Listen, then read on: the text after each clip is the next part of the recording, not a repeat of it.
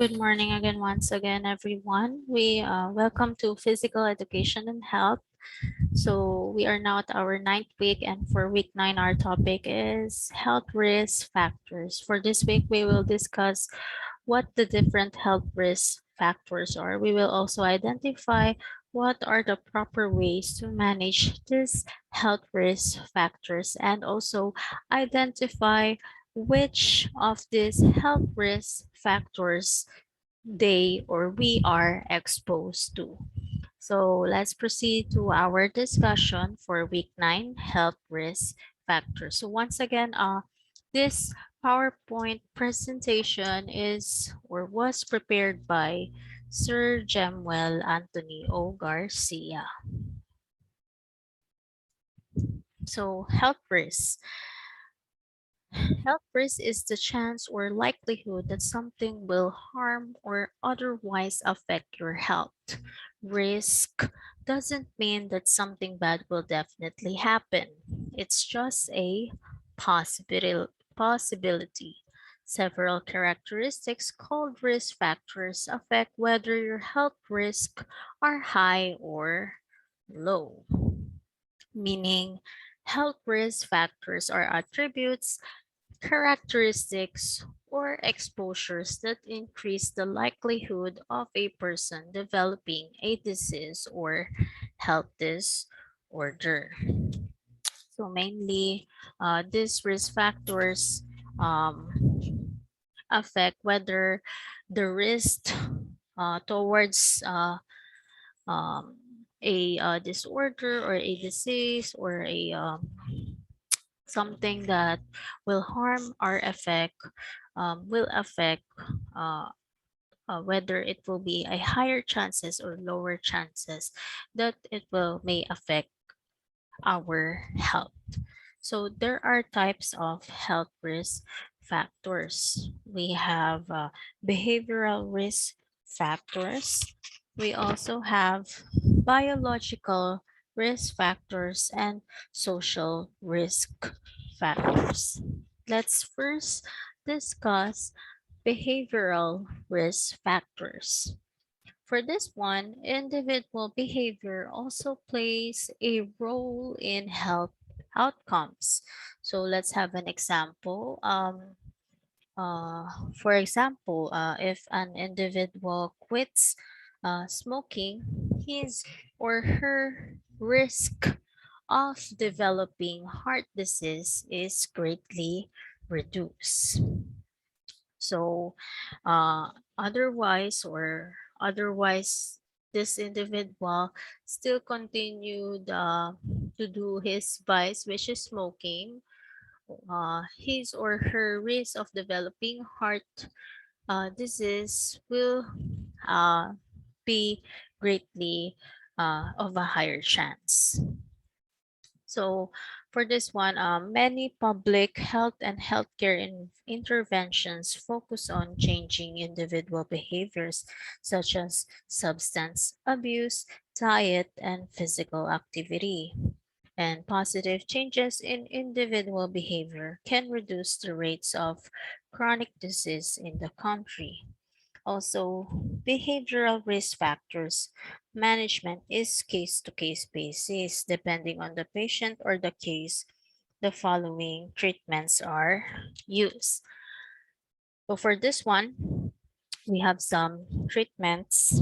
We have the self help programs. We have the physician's advice brief counseling and group programs or classes. Mainly for self-help programs, it is a variety of self-help pamphlets, books, videotapes, and resources on the World Wide Web or in the internet, and these are widely available. And one must only have the readiness to change, self-discipline, and specific motives for quitting. So let's have an example. For example, you already know that you are already in a risk of developing a disease because of this particular health behavior that you are doing. or remember on our week 8 lesson, we have health behaviors such as eating disorder, smoking, and many other health behaviors. So these health behaviors um, has may affect your health and will have a probability for health risk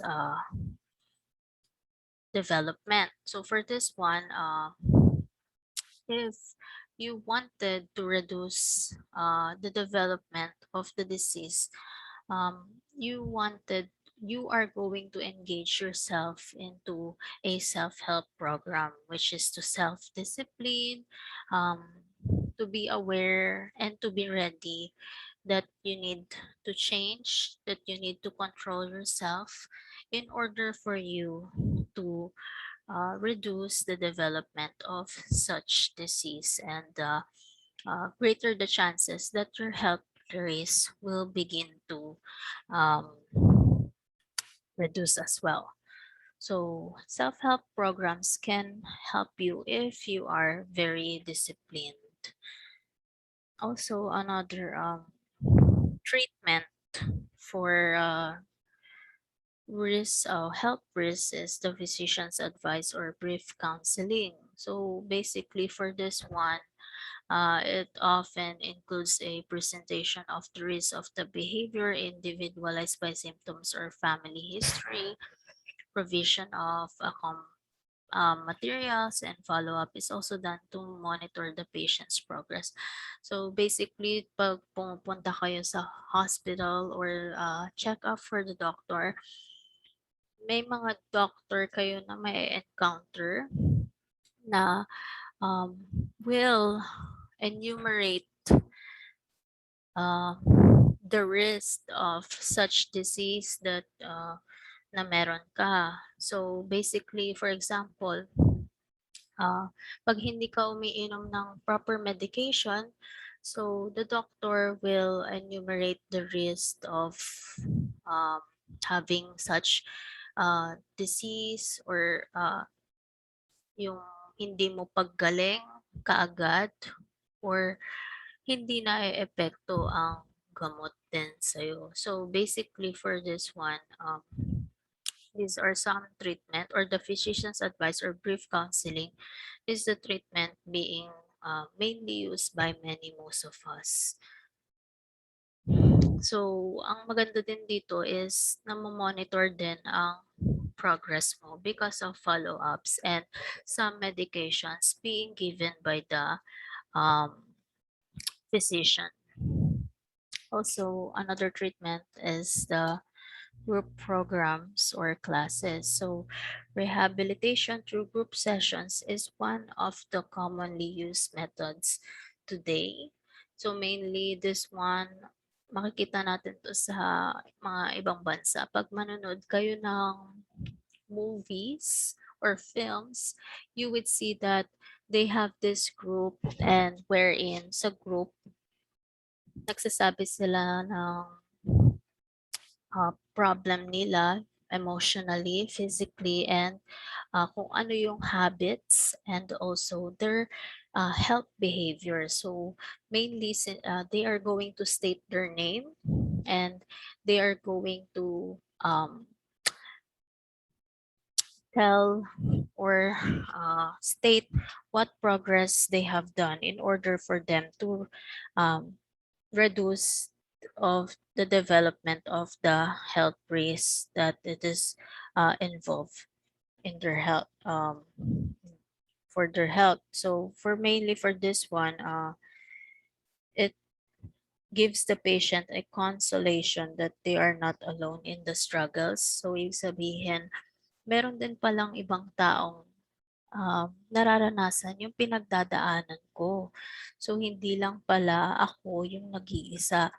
At least nako-compare or nakikita or nai-inspire ka within their journey, within their progress, within their self-discipline, within their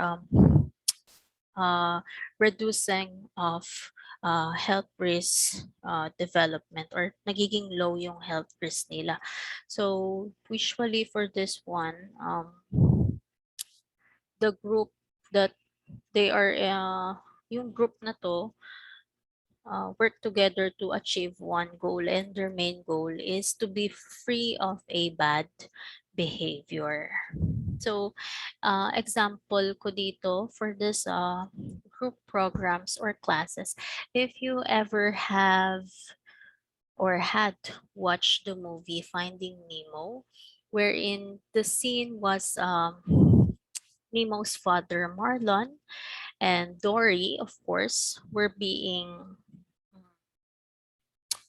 what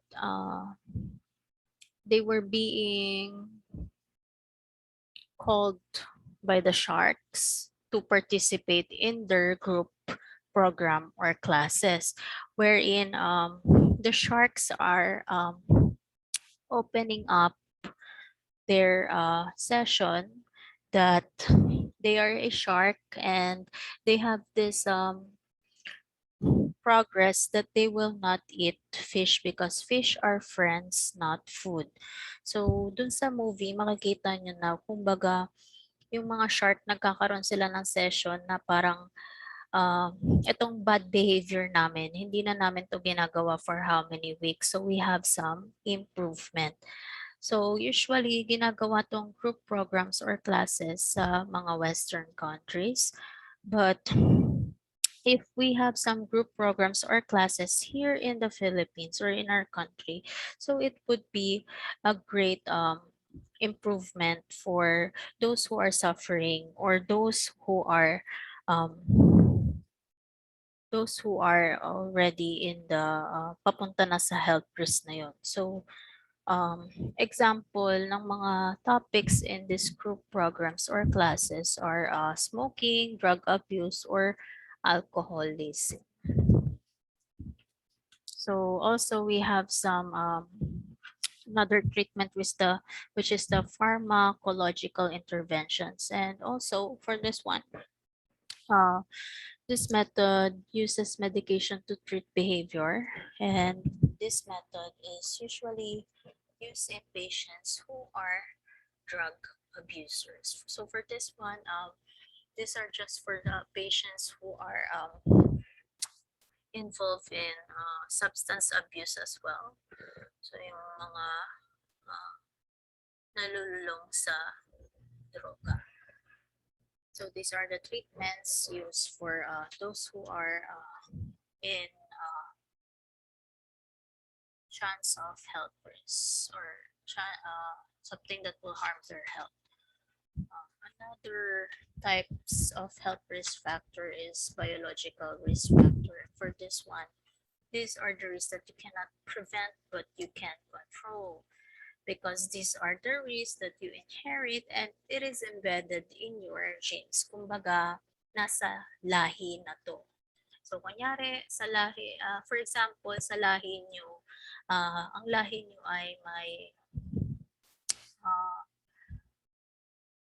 heart disease. So, there is a possibility na hanggang sa apo, merong magkaroon ng congenital heart disease or heart disease. So, for example, if there is a history also of cancer in your family, there is a big risk or possibility that you will have cancer.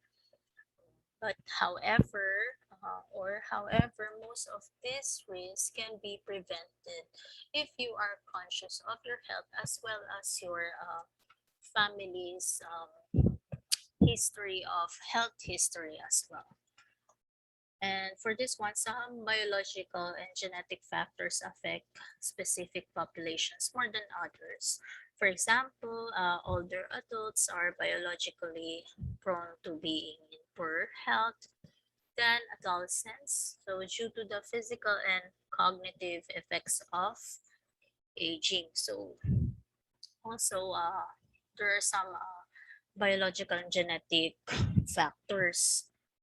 So for if you are aware that your family has this biological risk factor, and has this health risk because it is embedded already in your family's genes. So you should be aware, and in order for you to control it, you may not prevent it, but you may control it. So we have here another types of health risk is the social risk factor. So for this one, it reflects the societal or the social factors and physical conditions of the environment in which people are born, live, learn, play, work, and age. Also known as social and physical determinants of health, and they impact a wide range of health, functioning, and quality of life outcomes. Poor health outcomes are often made worse by interaction between individuals and their social and physical environments. So, for example, yung family, there is a family who lives nearby a factory who burns plastic. So, of course, their the risk is higher, or there is a big risk or possibility that they will acquire a disease that involves in uh, respiratory disease or problems, because we all know that burning plastic is really bad, not just for the environment but also for the health. So for this particular family or a particular neighborhood that lives beside the factory who keeps on burning plastic, um, they have a higher risk or a higher possibility of having a serious condition or a disease. So another example that we have is if there is a poor air quality within the location, so or the pollution is very high in a particular location. So if you have this biological risk factor, kunyari pinanganak ka na may asthma ka, so that will just worsen your asthma, lalo na yung mga symptoms. It's because uh, yung family mo may history na nga ng asthma, then yung family nyo pa nakatira pa ngayon sa area na kung saan matindi yung pollution. So, there will be a big risk or possibility na lalo pang lalala ang iyong asthma. So, you could see that the social risk factors involves the location and the physical condition of the environment, not just where you are living, but also kung saan ka nagtatrabaho as well. So these are the types of health risk factors. So once again, we have the behavioral risk factors, we have the biological risk factors, and social risk factors. So for this week's lesson, we have some references. So we will just, as in your PDF files or handouts, the links for references are already there. So before ending this presentation, I will show you a short video regarding about this week 9 topic.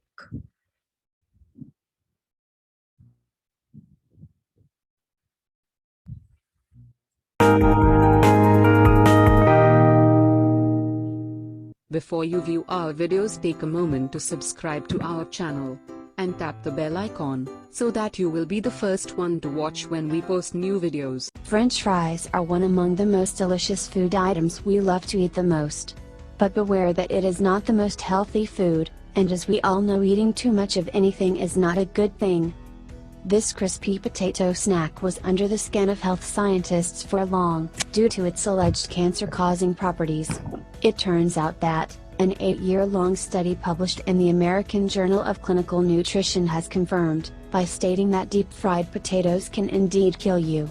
The study observed 4,400 participants for about 8 years, who are between the ages of 49 and 79. Among them, 236 participants died.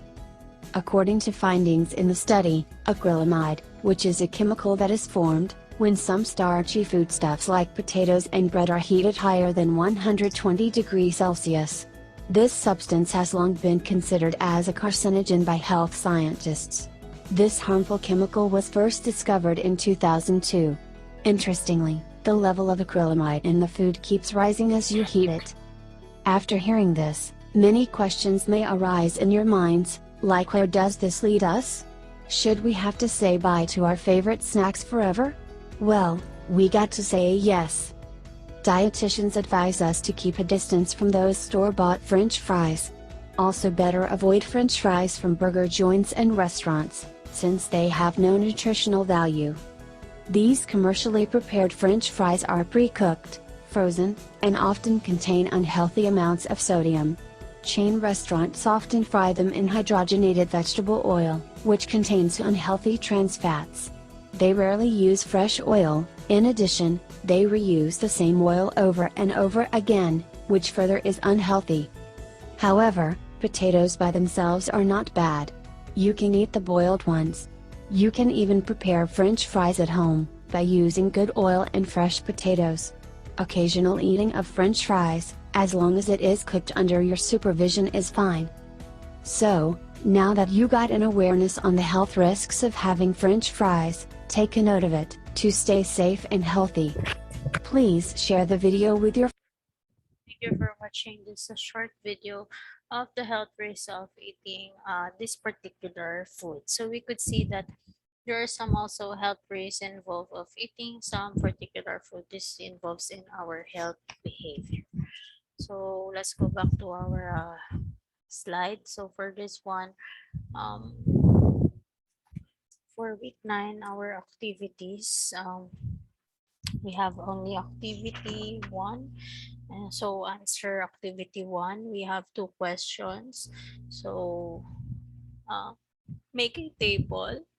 So in first column, we have the behavioral. Second column, we have the community environment. And third column is the biological. And just enumerate what are the health risk factors you are exposed to for these following columns. So thank you once again for our week 9 topic. So we'll see you on our 10th week.